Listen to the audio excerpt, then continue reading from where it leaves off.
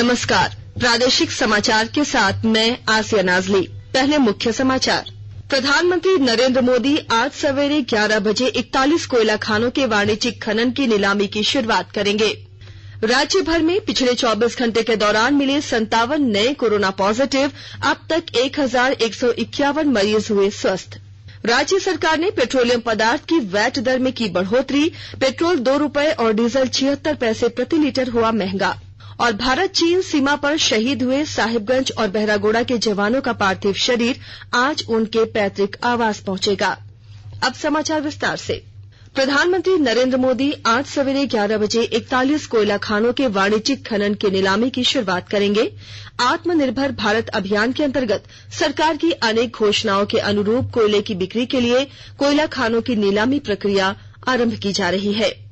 कोयला मंत्रालय भारतीय उद्योग और वाणिज्य परिसंघ फिक्की के साथ मिलकर कोयला खानों की नीलामी प्रक्रिया शुरू कर रहा है।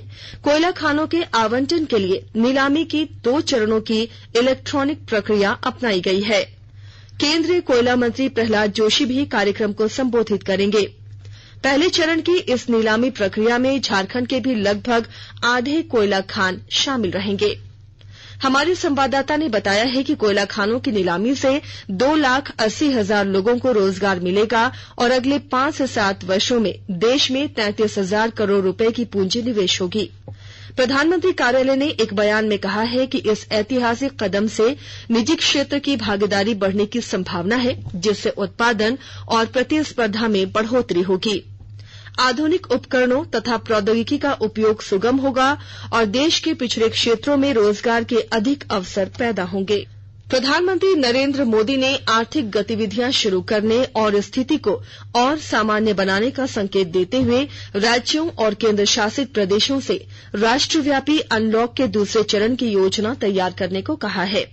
दोबारा लॉकडाउन लागू करने से संबंधित तमाम अफवाहों पर विराम देते हुए उन्होंने कहा कि लॉकडाउन समाप्ति के दूसरे राष्ट्रव्यापी चरण की योजना बनाने और लोगों को नुकसान पहुंचने की आशंकाओं को कम से कम करने पर सोचने की जरूरत है। राज्यों और केंद्र शासित प्रदेशों के मुख्यमंत्रियों के साथ कल अपनी वर्चुअल बैठक के दूसरे दिन प्रधानमंत्री ने कोरोना वायरस के खिलाफ भारत के संघर्ष को और सुदृढ़ करने की रूपरेखा पर चर्चा की। राज्य भर में पिछले 24 घंटे के दौरान 57 नए कोरोना पॉजिटिव मिले हैं। इसके साथ ही झारखंड में कुल मरीजों की संख्या 1,896 पहुंच गई है। वहीं सक्रिय मामलों की संख्या 734 हो गई है, जबकि 1,151 मरीज स्वस्थ हो चुके हैं। इधर राजधानी रांची के रिम्स में भर्ती एक महिला समेत 2 मरीजों की मौत हो गई। इनमें से रामगढ़ के रजरप्पा का रहने वाला एक मरीज 2 दिन पहले ही कोरोना संक्रमण से मुक्त हुआ था, लेकिन अन्य बीमारियों की वजह से उसकी मौत हो गई। वहीं टीबी व कुछ अन्य जटिल बीमारियों से जूझ रही रांची के पिठोरिया की रहने वाली कोरोना संक्रमित महिला की भी मौत हो गई। उस महिला का पति भी कोरोना संक्रमित है, जिसका इलाज रिम्स के आइसोलेशन वार्ड में चल रहा है। इसी के साथ राज्य में कोरोना संक्रमित मरीजों का आंकड़ा बढ़कर 10 हो गया है।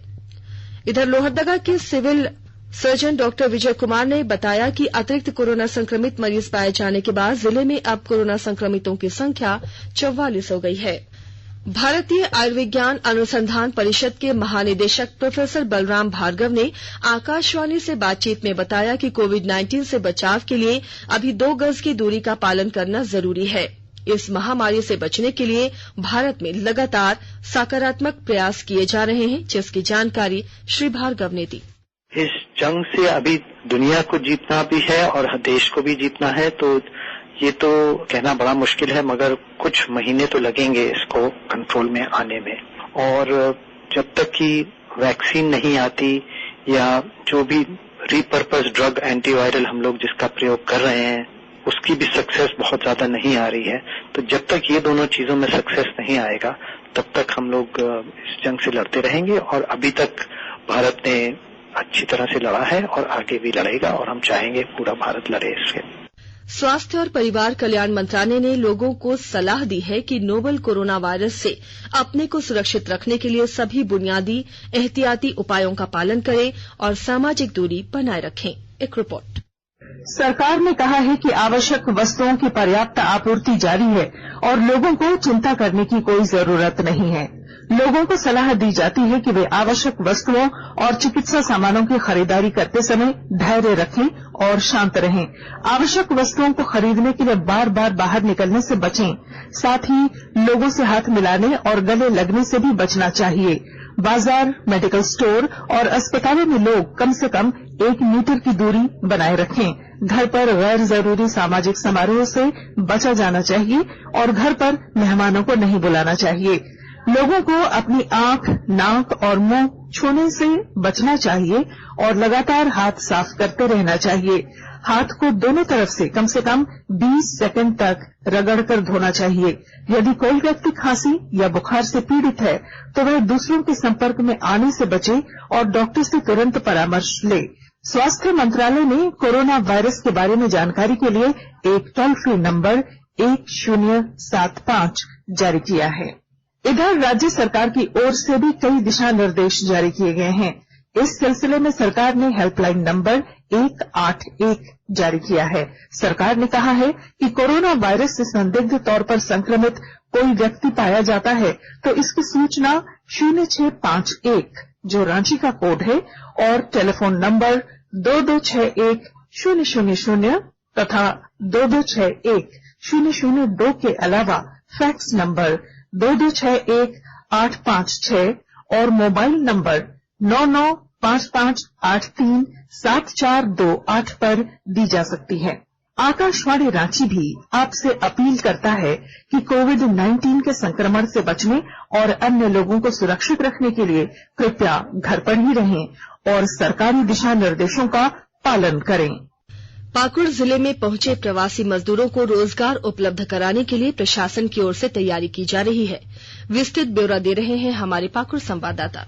कोरोना आपदा की इस घड़ी में शासन प्रशासन प्रवासी मजदूरों के सुख दुख का भरपूर ख्याल रख रहा है। प्रवासी मजदूरों को सकुशल घर पहुंचाने के साथ उनकी जरूरत की चीजों एवं रोजगार मुहैया कराने का काम जिले में जोर शोर से हो रहा है। इन मजदूरों को उनके अपने ही गांव में रोजगार उपलब्ध कराने के साथ ही मुफ्त में 5-5 किलो चावल एवं 2-2 किलो खड़ा चना भी दिया जा रहा है। जिला आपूर्ति पदाधिकारी शिव नारायण यादव ने बताया कि आत्मनिर्भर भारत योजना के तहत जिले के पाकुड़ प्रखंड के 2957, हिरनपुर प्रखंड के 1370, लिट्टीपाड़ा प्रखंड के 2122, अमड़ापाड़ा प्रखंड के 280, महेशपुर प्रखंड के 3052 एवं पाकुड़िया प्रखंड के 921 प्रवासी मजदूर लाभान्वित किए जाएंगे। राम प्रसाद सिन्हा, आकाशवाणी समाचार, पाकुड़।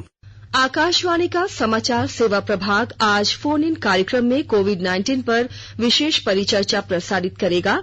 श्रोता स्टूडियो में सीधे फोन कर विशेषज्ञों से सवाल पूछ सकते हैं।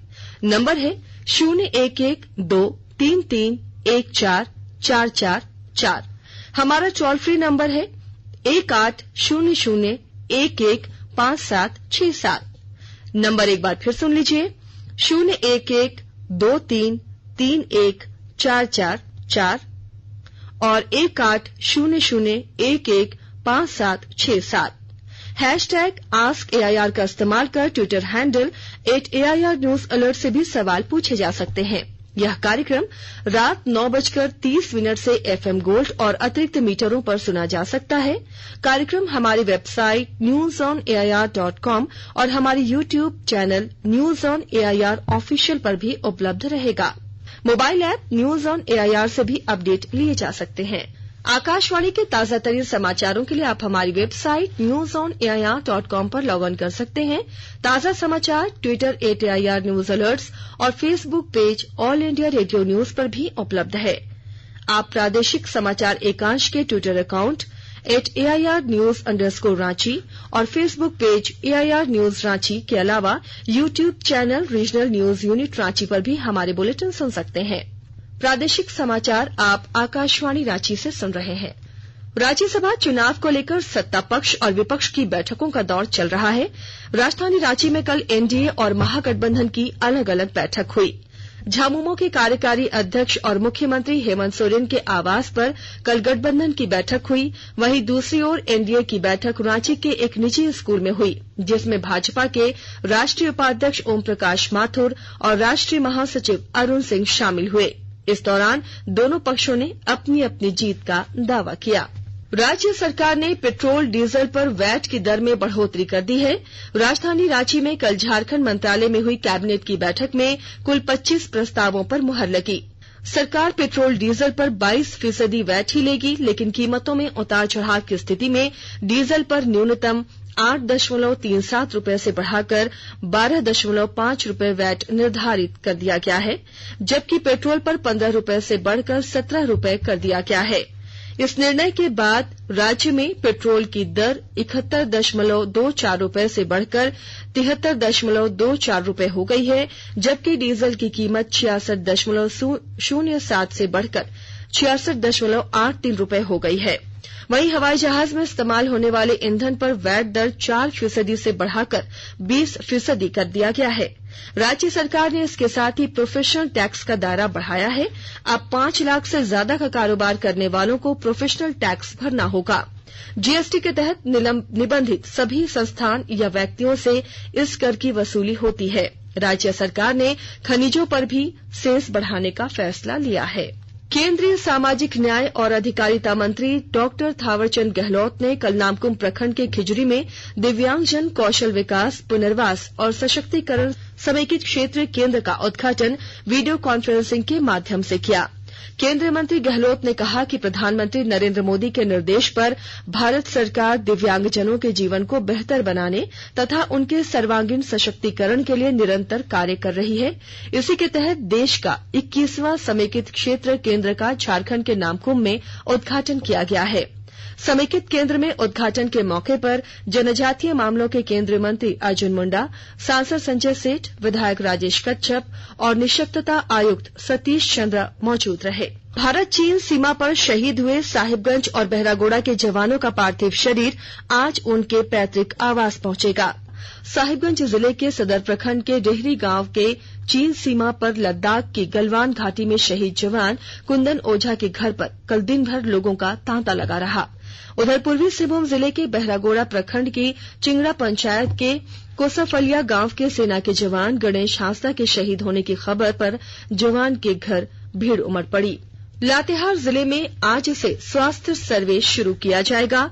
इसे लेकर तैयारी पूरी कर ली गई है। विस्तृत ब्यौरा दे रहे हैं हमारे लातेहार संवाददाता। लातेहार जिले में आज से 5 वर्ष तक के बच्चों व 40 वर्ष से अधिक उम्र के लोगों का स्वास्थ्य सर्वे किया जाएगा। इसकी जिम्मेवारी शहिया को दे दी गई है। स्वास्थ्य सर्वे का यह कार्यक्रम 25 जून तक चलेगा। जिले के उपायुक्त जिशान कमर ने बताया कि झारखंड ग्रामीण स्वास्थ्य मिशन समिति एवं स्वास्थ्य चिकित्सा शिक्षा एवं परिवार कल्याण विभाग की ओर से यह कार्यक्रम चलाया जा रहा है, जिसकी तैयारी पूरी कर ली गई है। इसके लिए जिले भर की शहिया को प्रशिक्षण भी दिया जा चुका है। उन्होंने कहा कि इस सर्वे सप्ताह के आयोजन से सरकार व जिला प्रशासन को यह पता चल सकेगा कि कितने व्यक्ति किस रोग से ग्रसित हैं। उपायुक्त ने कहा कि स्वास्थ्य सर्वे में किसी तरह की फर्जीवाड़ा न हो और न ही कागजी रिपोर्ट तैयार किया जाए। अगर ऐसा करते लोग पकड़े गए तो उन पर कठोर कार्रवाई की जाएगी। संजय कुमार तिवारी, आकाशवाणी समाचार, लातेहार। और अब कुछ संक्षिप्त खबरें।